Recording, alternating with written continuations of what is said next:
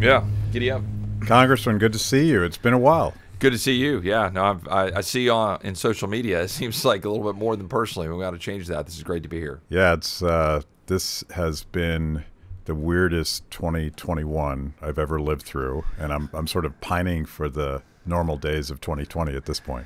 I mean, when people were joking about, to 2021 that hold my beer, right, with 2020, Yeah. it's we've definitely stepped on it. Look, I still remain optimistic that we'll kind of turn a corner here, but we've got a lot of work to do if we're going to do it.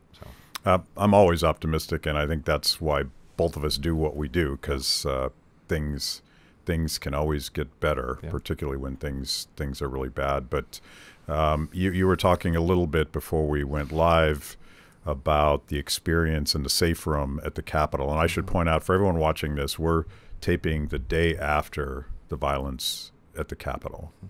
So first of all, you haven't had any sleep. So if you say something really stupid, we won't hold you totally accountable. well, if I say something really stupid, it'll just be a normal day. Yeah. But if it's unintelligible, then please forgive me, because we've had pretty much a lack of sleep. Yeah. It's been an intense few days, and it's not surprising in a sense. And I used a phrase on Monday night. I did an interview with Tucker on Fox, and we were talking through some of the issues, and then heading into Georgia, and he was just asking about what kind of led us there, and I made the point that I used the phrase that we were in a cold civil war. And some are obviously going to now try to view that as being part of the, increasing the temperature. And in fact, it's kind of just a recognition of the reality of what we're feeling in this country, right? And it's cold, but obviously on Wednesday we saw some of the heat from that, and we can talk about what caused some of that and so forth. But the bottom line is we have some deep divisions, and we have American people who are frustrated, and understandably. We have small businesses shut down, people's livelihoods they've invested in, and they're not able to go carry out their lifelong dream of owning a restaurant or a coffee shop, and they're mad. And a lot of that has bubbled up in a number of different ways over the last year or two. And then we saw it get really intense on Wednesday. It was unfortunate. It was wrong. People shouldn't have stormed in and broken into the Capitol. And I wish the president hadn't spun up people in many of the ways that occurred in the preceding weeks. But the republic shall endure. And we went back and we did our job on the floor of the House, and I'm glad we did. Well, you and I believe it was your letter, your instigation, but correct me, you and Thomas Massey and Nancy Mace and I believe 3 other members wrote a letter which was really a letter to America, and not a letter to any official, explaining what you were going to do and why you were doing it in terms of electors before anything bad happened. Was that on purpose? Yes, it was. We had been discussing over the preceding days what we should do and how we should express what we had come to realize we shared in views about the acceptance or non-acceptance of the electors. So yeah, you're right. It was Congressman Massey and Mace and Buck, myself, McClintock.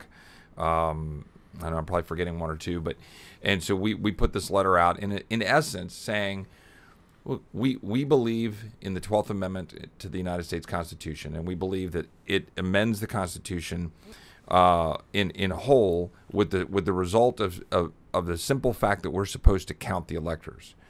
And it is an important piece of the fabric of our country because it reflects the very union that began this republic when states came together, and it respects the fact that those states choose the presidential electors.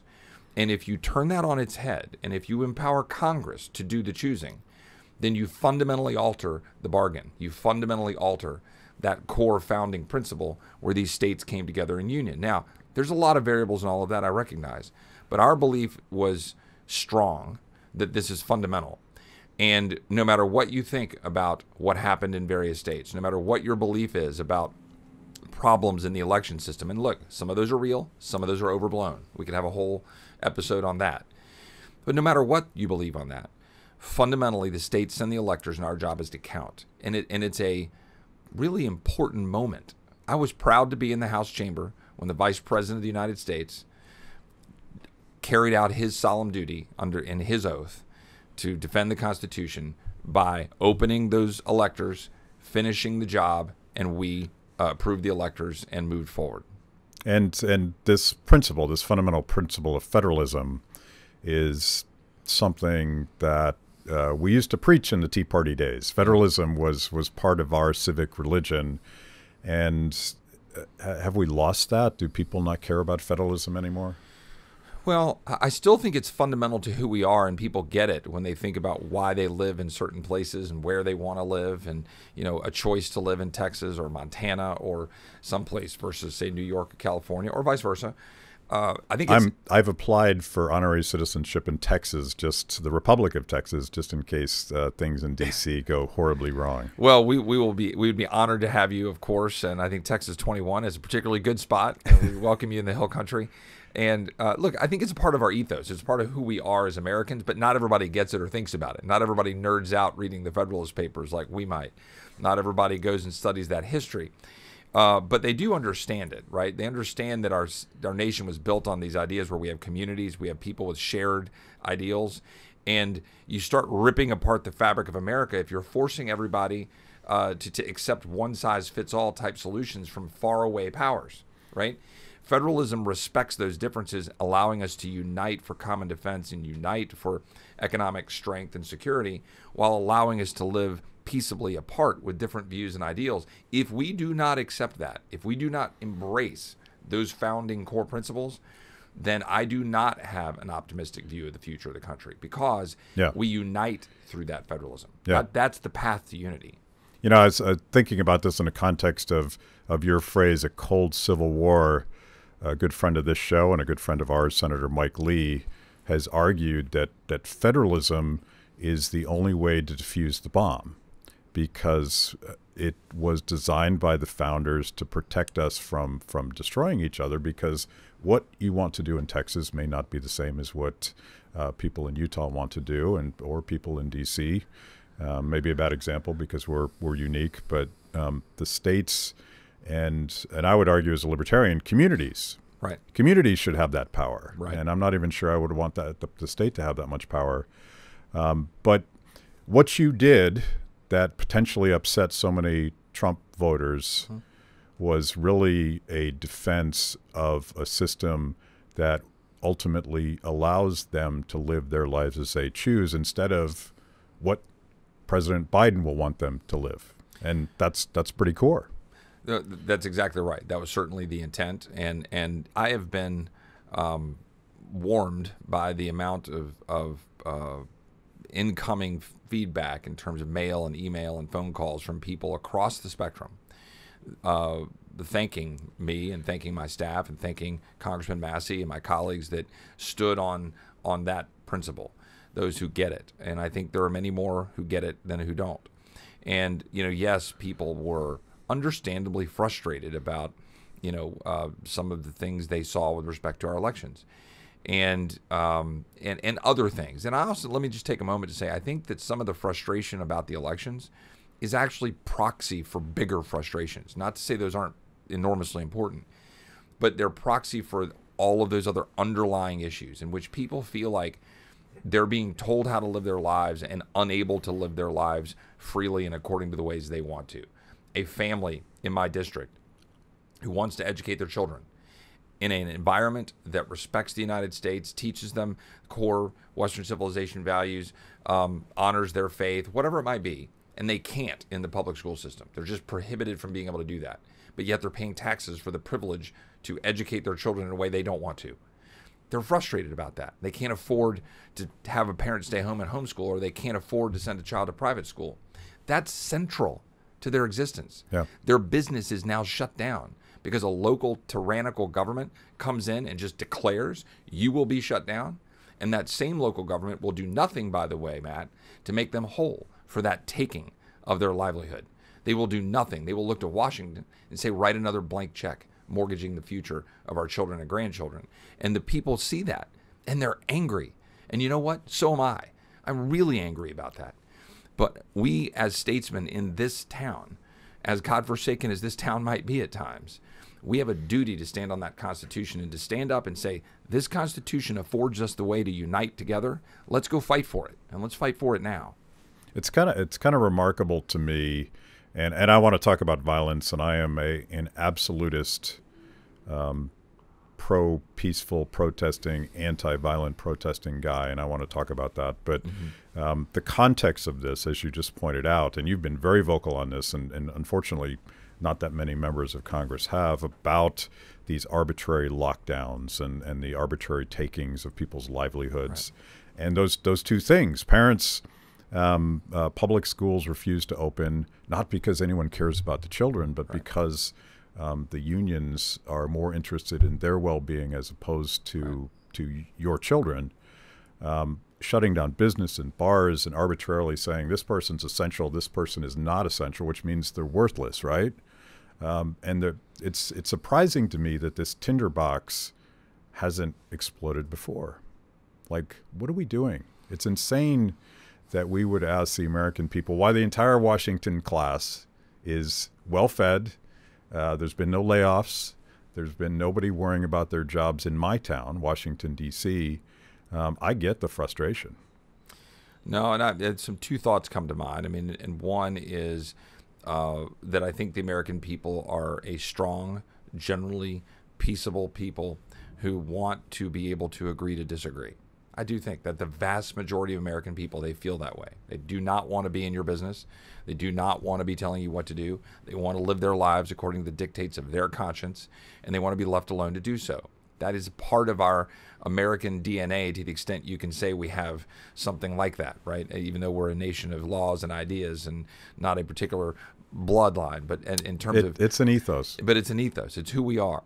The second thing I would observe, and I don't want to spiral too far down this path unless you do, is that I think a fundamental problem we have is a federal government that has an unlimited, it thinks, this is not true, but an unlimited blank check. And the problem with that is not just the $28 trillion of debt that's barreling to well over $30 trillion. That is a massive problem, destabilizing our economy and our currency and all those things that we could do a whole episode on. But it goes to the heart of a government that then has unlimited power. Because it can do whatever it wants to do, and then there's no check. If the federal government had to stop before it wrote another check, then it would have to make a choice, right? It would have to choose between Social Security and Medicare dollars and writing another check to fund keeping businesses open, even though they're not in the heat of a pandemic, by making decisions on that. They'd have to choose, which policies they're going to enforce on schools when they're dumping $50 billion and saying, here's how you're going to do it. We never do that. We never have to sit at a kitchen table and make a tough choice like you do, like a small business does, literally ever. And therefore, we are ripping apart the fabric of our nation with checks. They're going to be our undoing if we don't stop it. Yeah, it's my progressive friends worry a lot about haves and have-nots. And I think particularly during the lockdown, but I think this was true long before the lockdown, there is a political class, and it's all the lobbyists and crony capitalists and power mongers and bureaucrats, people that can't be fired. There is that tension, and I think that's why sometimes you see populist crossover between some of the Bernie bros, some of the Trump protesters, Ron Paul, the Tea Party. There's a lot of anxiety about that. And the question is, what do we do about it? And I want to start, because I want to give people some hope and some optimism. And I'll start with a story that you may or may not remember, but I first met you when you worked on Capitol Hill. You're getting nervous because I'm going to tell. Well, no, and I remember, but I don't remember where you're going, so go ahead. You're always going to tell stories about the old days. Yeah. But I was working for an organization that was one of the few institutions in Washington, D.C., right of center, that was opposing a Republican president who wanted to pass this massive bailout of Wall Street. It's 2008. Yeah. And I could name names, but I can tell you that there was virtually no one, libertarian or conservative, inside the Beltway that was willing to stand up against that, because it was our guys. And that's how I met you, because you were working on Capitol Hill at the time, and you were working with us to find members that were willing to do the right thing. And there just weren't that many. And the reason I tell that story is that sometimes the most difficult thing to do to defend liberty is calling out your own. It's pretty easy to call out Joe Biden. Like we could do that all day and we get lots of clicks and everybody would be like, yeah. But calling out your own team like you did with this letter, that's where you defend liberty. And I spent an entire hour talking to Glenn Beck yesterday. And I think the podcast has probably already been published. And we're kind of calling out our own. Like nonviolence is an absolute principle. When I was working with the Tea Party, we studied the civil rights movement. We studied the very conscious tactics that they chose to not get violent because they wanted to galvanize public opinion. What happened at the Capitol is an abomination, not just because it's not who we are. It's because the tactic of violence is now galvanizing the American public away from whatever their cause was. You know, you raise a lot of different issues there. That wasn't a question, by the way. Well, no, but you've touched on a lot of different topics, Yeah. and one of them that's important to talk about is the temperature and what we experienced on Wednesday. I was on the House chamber, right, when people were banging on the door. I mean, I'm a member of the United States House of Representatives, and there are people banging on the door. You got to think about that for a moment. Even as we are in the middle of the debate attached to the counting of the electors for the President of the United States, that is an extraordinary moment in our nation's history, right? And that one will be written about and talked about. And I was there. We should not have been in that position. Not we, the members of Congress, we, the nation. And it is the product of a number of things, but a woman died right off of the House floor. A woman who is a veteran, a 14-year veteran of the United States. I don't know her ideology. There's stories being written about it. I don't know. It's not really the issue right now. She was a woman, an American, who served her country, and whatever led her to that moment, trying to crack onto the floor of the House and breaking down glass, she died. A police officer just died last night. That was formally announced that he passed away from injuries sustained. This is in our Capitol. This is a moment that we need to use to spring forward, to embrace the principles that unite us together, to move past it and not incite the hatred and the violence against our institutions and our nation. And that's the path before us. And I believe that we've got that opportunity. I believe that we can use this as a galvanizing moment to remind the American people the very principles that this country have embraced, that the world has looked to and still looks to, are the principles that will carry us forward. And that we've talked about federalism, we've talked about our history and our founding, but those are the things that will define us now coming through this. And as we head towards, we're 12 days till the inauguration.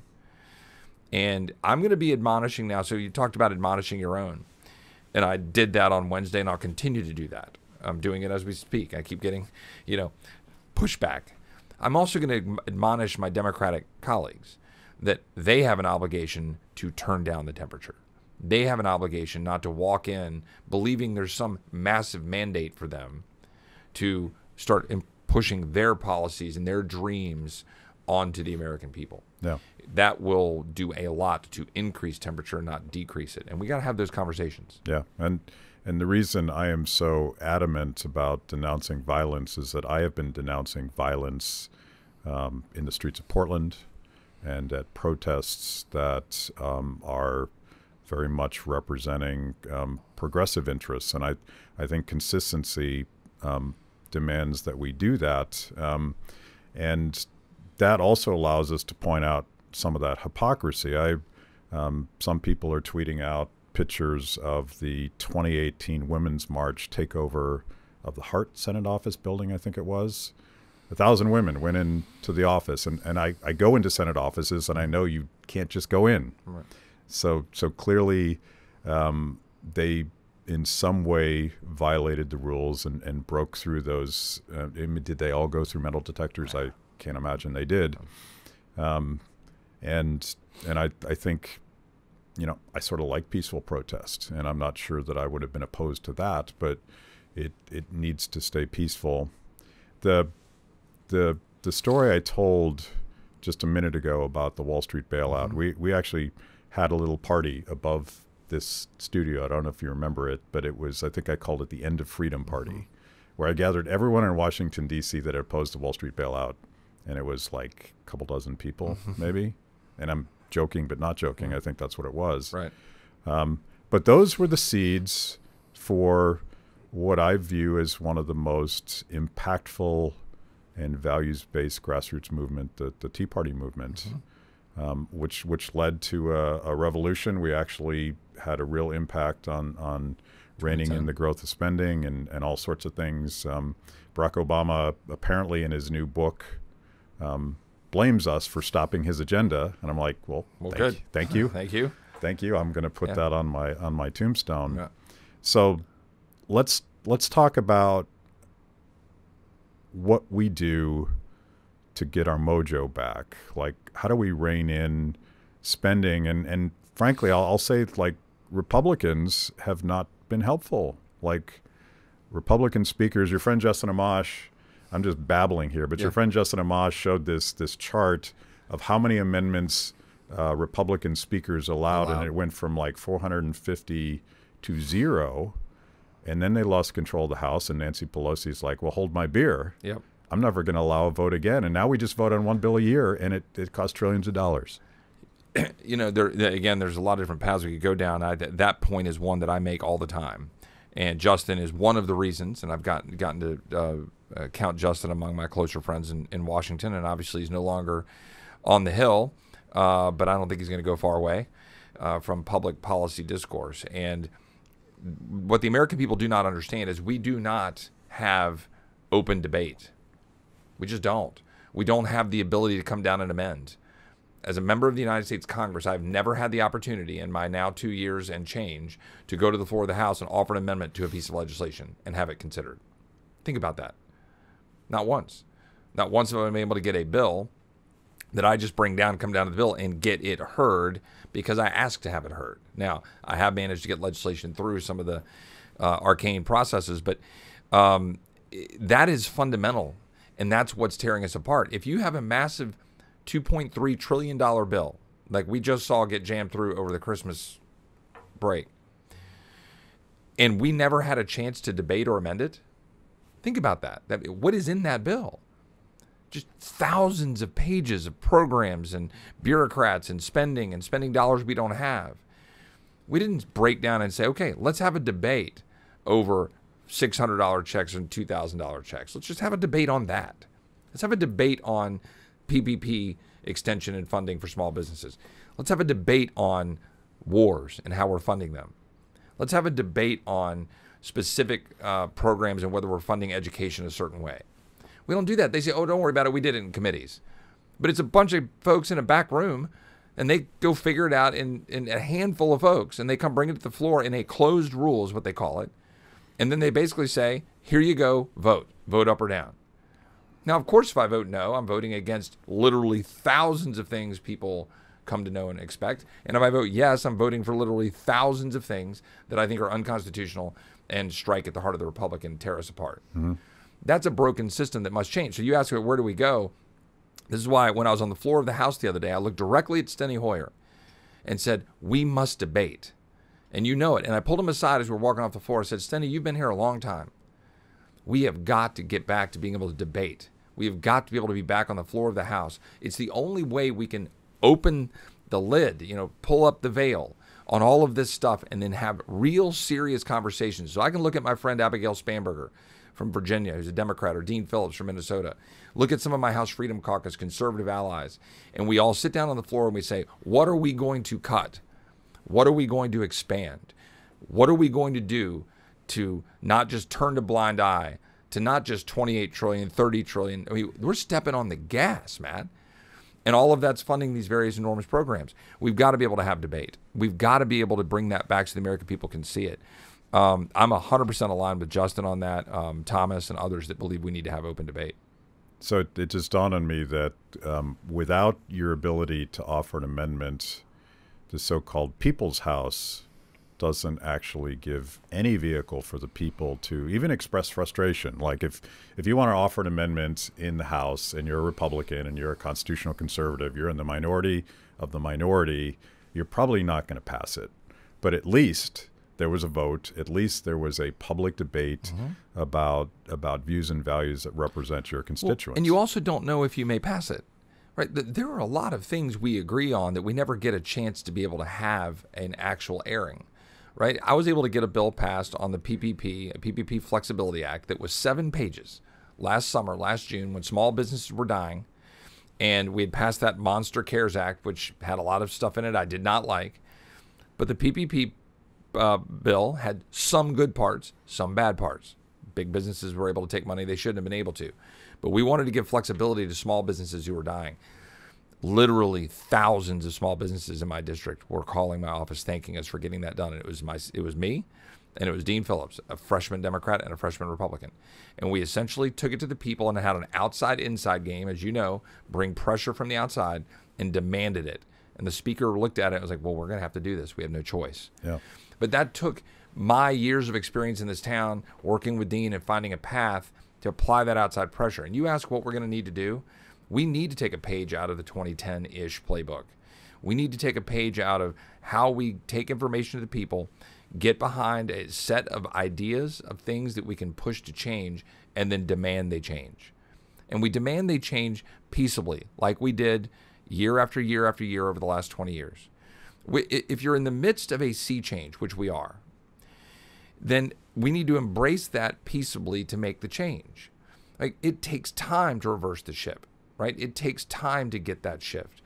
And we made a lot of inroads in 2010 and 2012, and the Freedom Caucus is born, and we've got voice now to a lot of those concerns that were just happening by process here in this town. The bailout, the Wall Street bailout. I was sitting over at the Heritage Foundation with a group of a handful of those people you identified who had been opposing that and fighting it.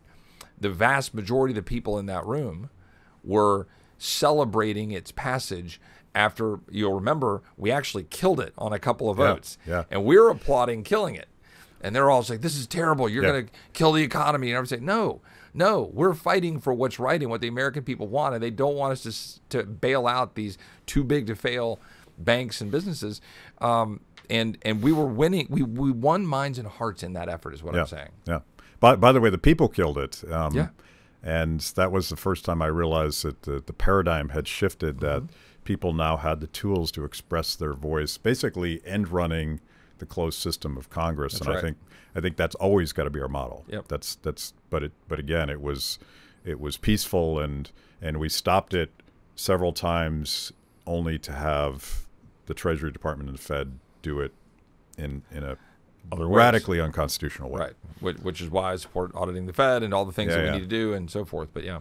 So let's, and I agree with that paradigm very much, and it takes people on the inside that are willing to stick their necks out. Right. It's not fun. It's not politically safe to do that, but it's something that has to be done. I think we're about to, speaking of Democrats saying, hold my beer, I feel like they're going to just double down on everything bad. And I'm thinking specifically, you've been very outspoken against lockdowns, but Joe Biden, and what I thought was a fairly ominous message, he's like, this is going to get a lot worse before it gets better. And I feel like he's paving the way for a radical federal expansion of power in a pretense of protecting us from the virus. What do you think? What do you think the biggest threats are coming down? Is that the one, or is that just what I'm fixated on? I think that is one of several that I think is coming our way. And I'm going to back up for 1 second to say why those small business shutdowns and lockdowns that are being caused by all levels of government. It's not just the locals, right? It's local, state, and federal. And why federal? Because federal is messaging it and then offering There's a lot of hectoring from the federal bureaucrats like Fauci. Correct. And also with a false notion that the federal government can prop them up and sustain them. And they can't. You can't sustain this multi-trillion-dollar economy that sustains the world. And by the way, side note, we obviously are so much concerned about the several hundred thousand people in this country that have been impacted by the virus. You read reports of 150 million people worldwide who might starve because our economy isn't cranking out what it normally would crank out. There are consequences to these decisions. There are consequences to constraining the ability of American people to use their own judgment to make these calls. A business can make a decision about masks. A group of people in schools and businesses can make decisions about how to protect themselves. Why? They're self-interested human beings. We do not need the government from Washington throwing out all of these constraints on us to make decisions for our own well-being. And that's what we're seeing. And I just got an email right before we came on here, local business called Austin Pizza Garden, a few miles from where I live, where we used to go all the times, right across from the baseball fields where my son plays Little League, to go eat pizza. It's shutting down, right? It was a restaurant, Shady Grove. I went there the day after my wife and I got married, shutting down. I could go after business after business after business. Threadgill's in South Austin, where my wife and I had a rehearsal dinner, it shut down. And they're not coming back. They're not coming back. And these are institutions that are the fabric of our society. It's where we go to have a beer and come together, which is also dividing us further. And that's shredding who we are as a people, shredding the small businesses that are the backbone of an independent American spirit. Instead, all while enriching the very mega corporations that don't give a rip about your local community and that have nothing to do with that fabric of your community when we talked about what it is to be Austin, Texas, what it is to be the state of Texas. And Chili's survives on the corner, and Google and Amazon get great, but every little local mom and pop shop or business that's been there for 30, 50, 70 years gets shredded. That's what I want to push back against. And I will be fighting as hard as I can, non-violently, fighting as hard as I can against the incoming administration and or my Republican colleagues that want to continue to perpetuate that. And they do so at the peril of stability. And it is important to note that you and I share, and that was the point of what I wanted to do this week with accepting the electors and drop down the rhetoric, a belief that we as America must do this peaceably. But we also need to recognize that when decisions are made recklessly to drive an enormous agenda without a mandate, there is no mandate right now, then you are going to cause tensions to rise. And that is a message that I hope my left-leaning friends will listen to and hear. When you come in here on a high horse saying we're going to have, you're going to push D.C. statehood, right? We can agree or disagree on that and have a debate about D.C. statehood. But that's going to elevate the temperature, right? Because now you're saying 2 new senators. Mm-hmm.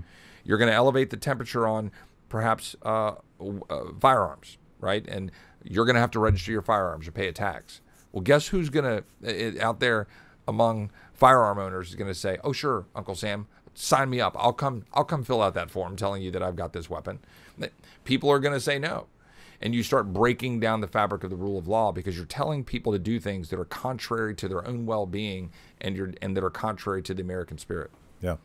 So you are a 100% constitutional conservative, but your message sounds like something that I've been characterizing as libertarian populism, and it's populism in the sense that I want the people to be involved, but it's based on those principles of localism, bottom up, people helping people, state and federal authorities staying out of the way.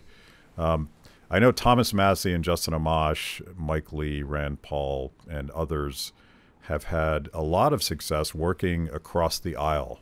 I think the establishment would call it strange bedfellows. Thomas Massie's working with Tulsi Gabbard. Mm-hmm.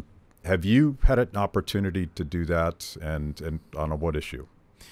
Actually, on a number of different things, and I'm actually delighted to do so because you kind of lay down the normal sort of structures around here that says you must do this because it's a game of shirts and skins, and you're kind of going, wait a minute. I mean, and I worked on a piece of legislation with my friend Abigail Spanberger from Virginia. Now, people might know I'm a Texan, a proud Texan. Family goes back to the 1850s, but I actually grew up in Virginia, went to the University of Virginia, lived in Richmond. It was my first job near where Abigail lives now, and she went to the University of Virginia, so we share all that in common. So we were working on legislation. I actually had people on my side of the aisle saying, she's going to be in a real tight race. You don't want to give her air cover to be working with her on something that she might be able to use to be able to go run to get reelected. I said, if I can't work with Abigail, then who may I work with on the other side of the aisle, right? I'm not saying I don't want a Republican to win the seat or someone that more shares my worldview, of course. But Abigail is a friend and someone that I'm happy to work with. And we've got legislation, for example, that would require members of Congress to put all of their investments into a blind trust to try to at least minimize some of the obvious profiting self-dealing some members of Congress are getting through, while they're in office. And I think that we should try to separate that. And Abigail agrees. So we've got legislation to try to do that. I think that's a good thing. As I said, I worked with Dean Phillips to pass the PPP Flexibility Act, which was an enormous deal. 7-page bill passed in the height of tension when they said, no, we got to pass this $2 trillion bill. And we got that done in June, in the middle of all of that.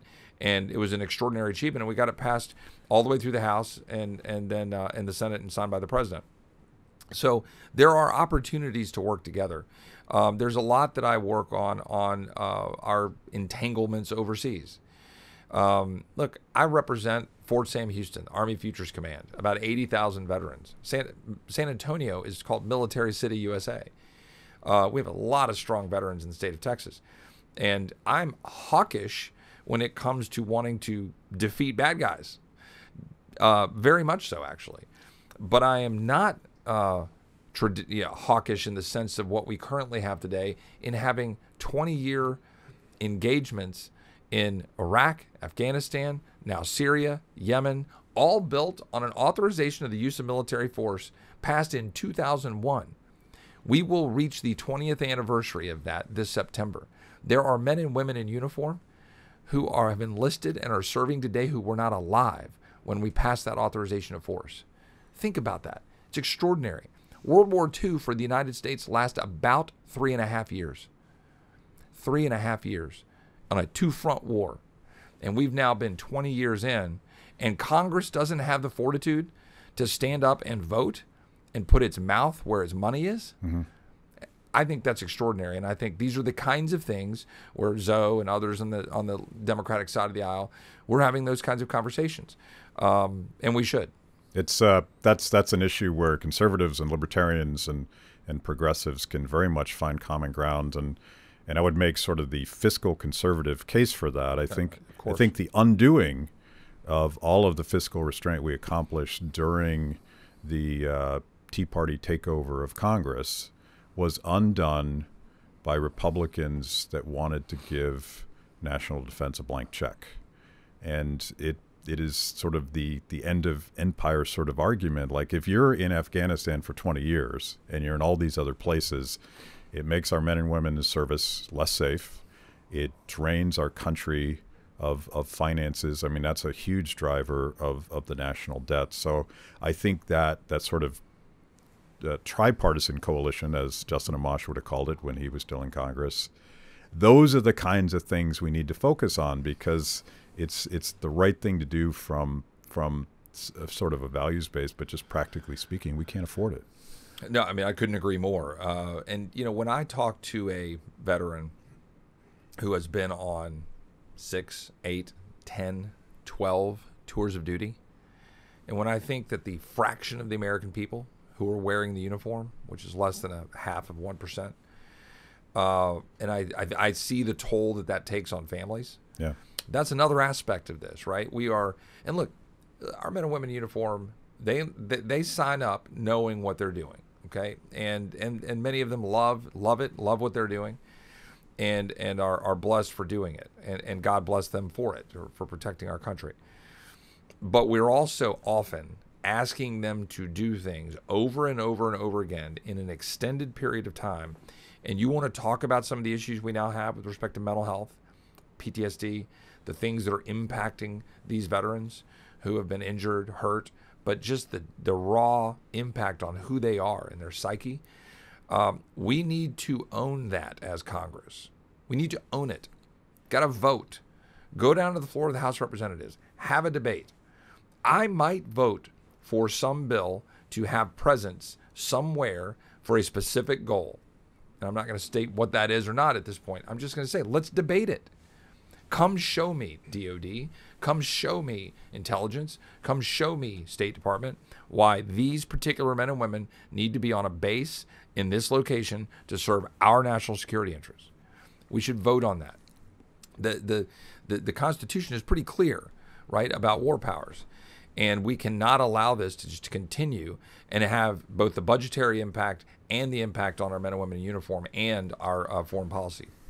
Well, you've had maybe an hour of sleep, and you didn't actually say anything outrageous. Completely outrageous? Yeah. Well, dang, I haven't done my job then. Yeah. You got to say something outrageous. But I really appreciate you joining us, and I appreciate what you and Massey did to stick your necks out. And as the great moral philosopher Jerry Garcia once said, one way or another, this darkness got to give. Amen. As somebody from Austin, Texas that appreciates live music and saw the Grateful Dead at a Willie Nelson July 4th concert, I appreciate it very much. We got to get some live music. If you want to take the temperature down, we need a little bit of music therapy. Look, I'm serious. I mean, I've actually been able to go to a few live music concerts in Central Texas. I represent Lukenbach and Green Hall and downtown Austin, and it's good for the soul, man. We need it. Terry and I actually traveled to Billy Bob's. Yes. To see Robert Earl Keen. Oh, Bobby. In November, something like that, and it was much needed. I saw Robert Earl Keen at the Nutty Brown Cafe about a mile from my house just last fall, and I took my entire team in the fall in our campaign to go see a number of local Texas artists. But Robert Earl's one of my favorites. I love it. Good Texas Aggies like my wife is. Thank you, sir. Thank you. That was amazing. Where can I get more content just like that? It's a great question. You're clearly a discerning consumer of the best content. Make sure to like the video, subscribe, and click the bell. And if you're consuming podcasts, go to Apple, Stitcher, anywhere you get them. I'm in. Kibbe on Liberty, honest conversations with interesting people.